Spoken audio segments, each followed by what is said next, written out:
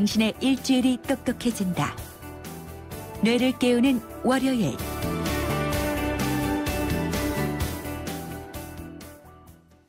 네, 문화 정면 승부 월요일은 뇌를 깨우는 시간이죠. 서윤정 브레인 트레이너와 함께합니다. 안녕하세요, 서 원장님. 네, 안녕하세요. 네, 이게 한때 아침형 인간 한참 화제이면서 유행했던 때가 있는데요.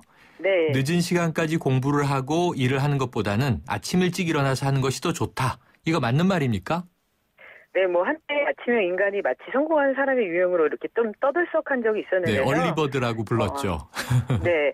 근데 이제 저녁형 인간이 낮 시간으로 행동이 제한된 아침형 인간보다 지능이 높다는 연구 결과들이 나오면서 네. 의견이 좀 엇갈리기도 했었습니다. 예. 그런데 보통 뇌가 활동하는 양상은 시간대에 조금 다른데요. 학습과 관련된 뇌 활동은 밤보다 낮에 이루어지기 때문에 네. 아침 시간이 학습이 효과적이라고는 할 수 있습니다. 네. 실제 맨체스터 대학 휴피킨스 교수는 이른 아침 특히 오전 10시 전후가 가장 공부하기 좋은 시간이라고 하면서 네. 많은 양의 공부를 해야 한다면 한 번에 몰아서 하는 것보다 아침에 하면 좀 더 좋다라고 이런 연구 결과도 발표한 적은 있습니다. 야, 이게 맨체스터 대학 얘기를 하시니까 확 신뢰가 드는데요. 저는 네. 혼자 그냥 사람마다 다르지 이렇게 생각을 하고 있었거든요. 네네. 자, 근데 우리의 이 뇌가 좌뇌, 우뇌 이렇게 많이 얘기하지 않습니까? 그래서 네네. 이제 뇌의 기능이 다르다라고 얘기를 들었는데요. 이 먼저 좌뇌형 인간의 두드러진 특성 어떤 건가요? 네, 사람들은 이제 보통 성장하면서요. 환경적인 요인에 따라 뇌가 개발되는 것에 차이가 생기면서 좌뇌를 주로 사용하는 좌뇌형 인간과 우뇌를 주로 사용하는 우뇌형 인간으로 나누어지는데요. 네. 여러 연구 결과에 의하면 특정 기능에 따라 한쪽 뇌의 움직임이 활발해지는 것은 맞지만 네. 사람은 일상적으로 살면서 여러 영역을 다 통합적으로 쓰긴 합니다. 그래서 네. 좌뇌형이다 우뇌형이라고 이분법적으로 표현한다고 보다는요. 좌뇌 우세형 인간, 우뇌 우세형 인간으로 네. 표현하는 게 적절한데요. 네. 그중에 좌뇌 우세형 인간 같은 경우는 추리 능력이라든가 언어 능력이라든가 추론 능력, 물리적 사고 능력 이런 능력들이 좀 더 탁월하고요. 네. 그러니까 무슨 문제를 볼 때 좀 객관적으로 분석을 하고 어떤 사실에 의해서 해결하려고 하는 그게 좌뇌 우세형 인간이라고 볼 수 있는데요. 네. 단점으로는 좀 감정 표현이 서투를 수 있고요. 그리고 창의력이 좀 다소 부족하다거나 아니면 약간 이기적이다라도 얘기합니다. 네. 네, 대표적인 좌뇌 우세형 인간으로는 빌 게이츠를 꼽을 수도 있습니다. 네. 빌 게이츠가 들으면 조금 섭섭해할 수 있겠는데 그러면 반대로 우뇌형 인간의 특징은 어떤 건가요? 네.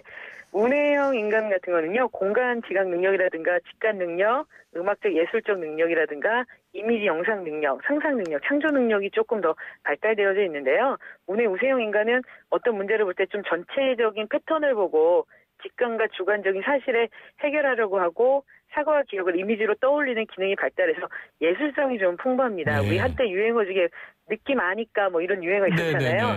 네, 그런 느낌 아니까 이런 유형이 이제 우뇌 우세형 인간이라고 볼 수 있는데요. 그렇군요. 단점으로는 좀 산만할 수 있고요. 덜렁대는 모습이 있거나 아니면 좀 즉흥적이거나 이제 좀 우울하기도 쉽습니다. 그래서 대표적인 우뇌 우세형 인간은 스티븐 잡스를 꼽기도 합니다. 미국에서 IT 성공 CEO 중에 빌 게이츠 형과 스티브 잡스 형으로 나눌 수가 있겠군요. 네네. 그러면 우리가 흔히 이제 평범한 인간의 영역을 넘어선 사람을 천재 이렇게 부르잖아요. 네네. 그럼 우리가 이 아인슈타인의 뇌가 보통 사람보다 굉장히 활성화돼 있었다 이런 얘기를 많이 또 듣기도 하는데요. 그럼 이 천재들은 좌뇌 우뇌가 모두 발달한 양뇌형 인간 이렇게 볼 수 있나요? 그러니까 양뇌형 인간이라는 말은 사실 있지는 않지만은요. 네. 네. 그래서 좌우뇌가 특별히 어느 한쪽만 발달됐다기보다도요.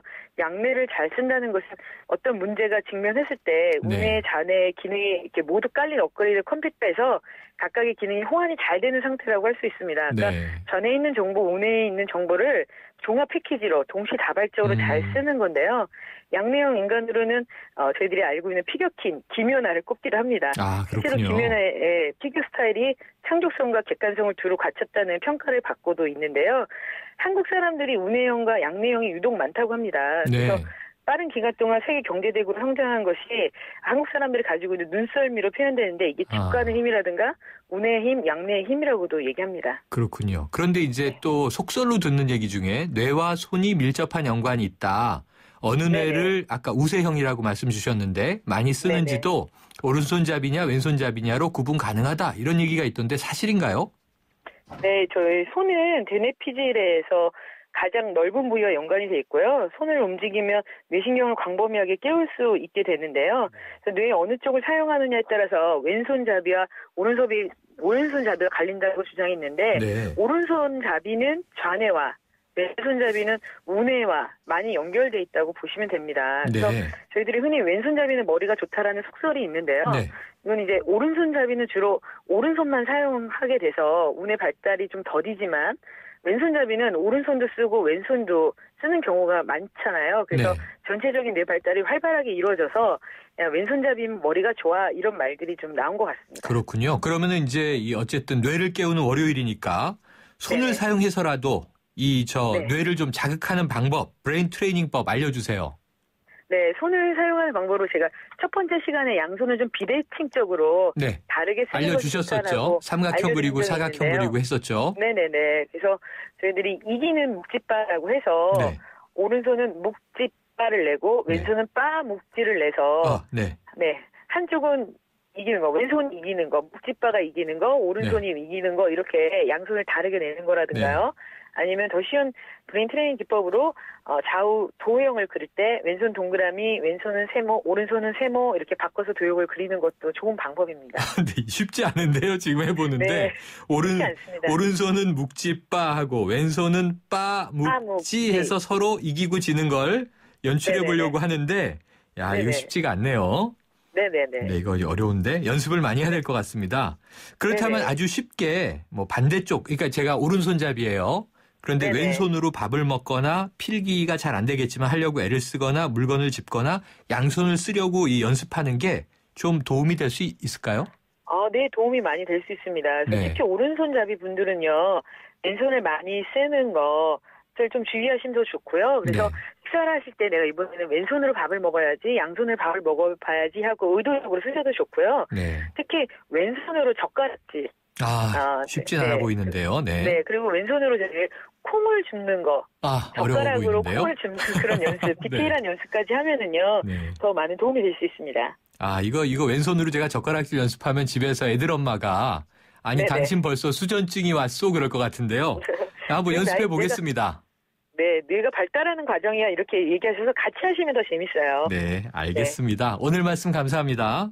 네, 감사합니다. 지금까지 서윤정 브레인 트레이너였습니다.